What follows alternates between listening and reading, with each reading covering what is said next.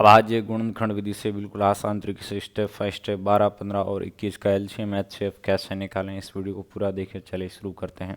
यहाँ पर अभाज्य गुणनखंड विधि यानी प्राइम फैक्टराइजेशन मेथड, इस मेथड में करना क्या है, दी गई संख्याओं को हमें अपनी अभाज्य संख्या यानी प्राइम नंबर के मल्टीप्लाई के रूप में लिखना है। ये कौन से होते हैं, 2, 3, 5, 7।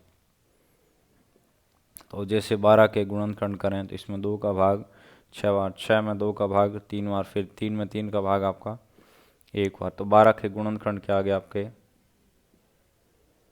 इसको क्या लिख सकते हैं, 2 2 बार है तो 2 की घात 2, 3 1 बार है तो 3 की घात 1 लिख सकते हैं। ठीक है।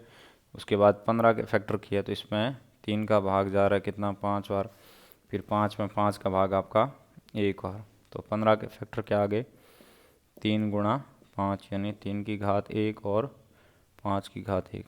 फिर 21 के फैक्टर, इसमें आपका 3 का भाग जा रहा है 7 बार, 7 में 7 का भाग आपका 1 बार। 3 की घात 1 या 3 गुणा 7 है तो 3 1 बार है, 7 भी आपका 1 बार है।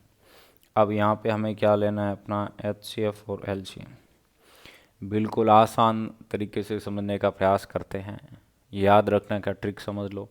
एचसीएफ का फुल फॉर्म क्या होता है,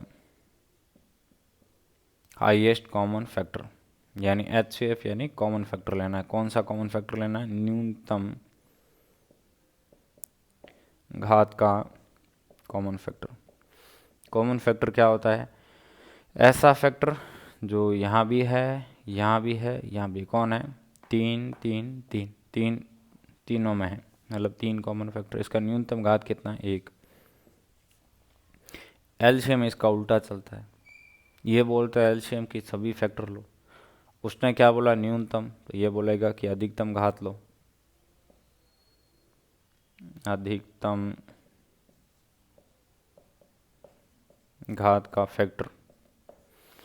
तो जैसे आपका 2 एक फैक्टर है, इसका अधिकतम घात कितना है, 2। 3 एक फैक्टर है, इसका अधिकतम घात कितना है, 1। 5 एक फैक्टर है,